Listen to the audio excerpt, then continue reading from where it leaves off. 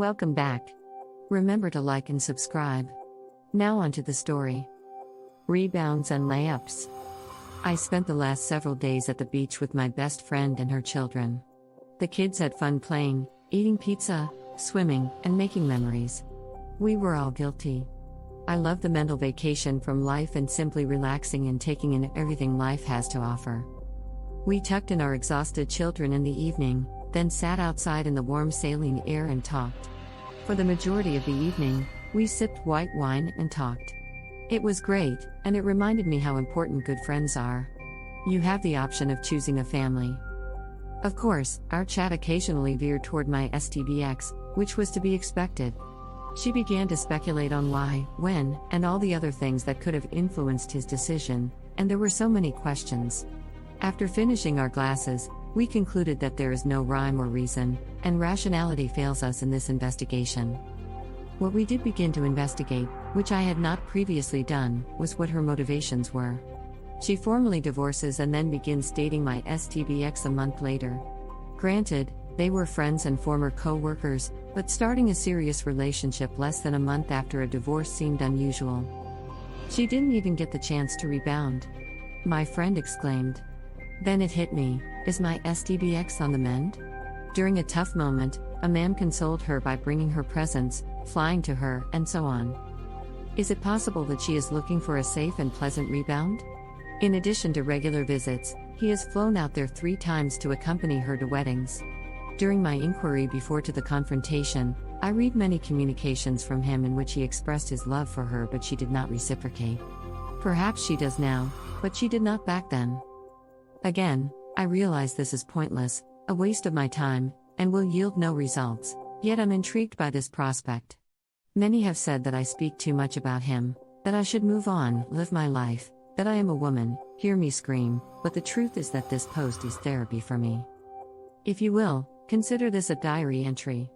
At no point did I ever anticipate or promise to be a role model or a ray of hope for victims of infidelity.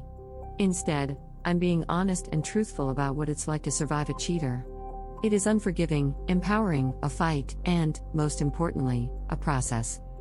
So, yeah, I will get to the happy spot that we all seek, but until then, this is the road. Take the voyage with me and experience reality, or sit on the sidelines and hope for a nice conclusion. It makes no difference to me because I'm strapped in and accelerating hard. Buckle up, Buttercup, because we're going full throttle. The Red-Eyed Cat. I created the custody schedule that my STBX and I are now following in May of this year. I considered all of his visits to see her and devised a fair and equitable schedule. That was again in May. He went to see her on Wednesday evening, and he was supposed to take a red flight home last night, Sunday, and then pick up the boys this morning. I confirmed the pickup times before he left, as well as throughout the day on Sunday.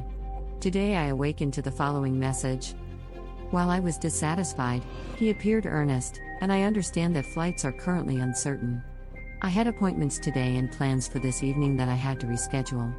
I also had to inform the lads that the schedule for today had changed. I advised him to prevent red eyes in the future, and he agreed. Again, I'm reporting everything to you gently, but I was furious and annoyed this morning. Then I recounted my sister the incident again, and she said, it appears strange that he received the same exact flight time. Sunday flight timetables are typically different from Monday schedules. She was correct. So I looked up the airport from which he was departing and discovered that there was no delayed or cancelled flight booked for that time on Sunday evening. He was deceiving us. He never planned to fly on Sunday. He was always supposed to return Monday evening, but he never bothered to notify me. When I confronted him about it and requested for his travel cancellation information, he simply supplied the new flight for tonight evening and stated that he wasn't going to go into this with me today. All I asked for was a screenshot from his United account indicating that the trip had been cancelled, which he couldn't provide. Instead, he simply asserted that I was insane and refused to provide any evidence that he was telling the truth. This is an excellent example of his work. On the surface, he appears to be sympathetic and regretful, but on the inside, he is cunning and manipulative. When I call him up on his BS, he becomes defensive and dismissive. I'm frustrated because he always tells me that we need to communicate better, but he still refuses to do so. Do what I say, not what I do. I'm curious if the AP is aware of what he did. I have my doubts. This woman has no idea she is allowing this pathological, manipulative liar into her life. I do feel sorry for her, but that's what happens when you knowingly poach a cheater. He's probably telling her I'm going off on him for another reason. Always making me the villain. I'm feeling a little deflated since I know he'll continue to take advantage of and manipulate me as long as he lives here and we share custody. Then he deludes me into thinking I'm insane. It's a vicious loop that I can't seem to break. The aspect that irritates me the most is that if he had told me before he went that he needed an extra day, I would have accommodated him. I would not have scheduled appointments or arranged plans for the evening. I would have replied fine and told him I'd simply like to add an extra day somewhere for myself. There is no harm, no foul. Why couldn't he do it himself? Why build a story about being at the airport most of the night, talking to flight representatives for 2 hours, attempting to acquire earlier flights that were already booked or expensive? Who are you guarding? I'm not sure I understand his intentions or logic. All I know is that I want this behavior to stop so that I may get on with my life. Money is important. Let me begin by saying that the chutzpah of my STBX never ceases to surprise me. With that out of the way, let's talk about money. My STBX and I made an MSA in January 2020. This MSA required me to refuse alimony and keep the house. He intended to amend the MSA in March 2020 for a different custody arrangement, not for the property or other assets.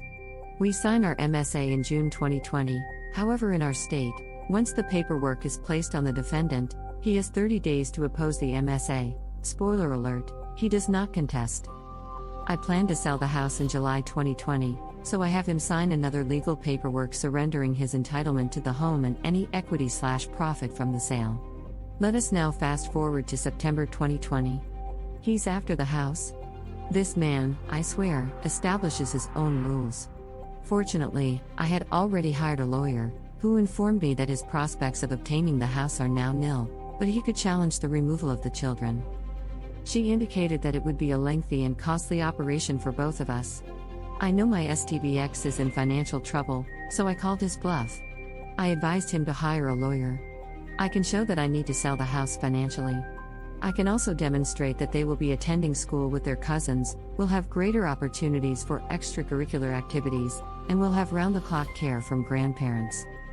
I took the kids to view their new school, and it is just stunning. The kids are ecstatic to be going to their new school. All of the cards are stacked in my favor. In addition, our MSA anticipates him leaving the state at some point. Why would a judge agree to keep them closer to their father if he is about to leave? His justification for the relocation? It's a long journey. Really? The commute increased from 12 to 28 miles. I did not relocate across the state. Is it practical? No, I understand, but it is not impossible. He proposed that the boys begin their new school year in January. January? He advised them to stay in the house until it was sold. This suggestion is absurd. If the commute is an issue for you, how will it alter in January? Newsflash, no, it does not. It makes no sense to have the kids begin a routine just to have them interrupted. They will begin a new school and will fall behind in whatever curriculum they are taught. So I considered it. What is his incentive for pushing for January? Then I remembered his lease expires in March.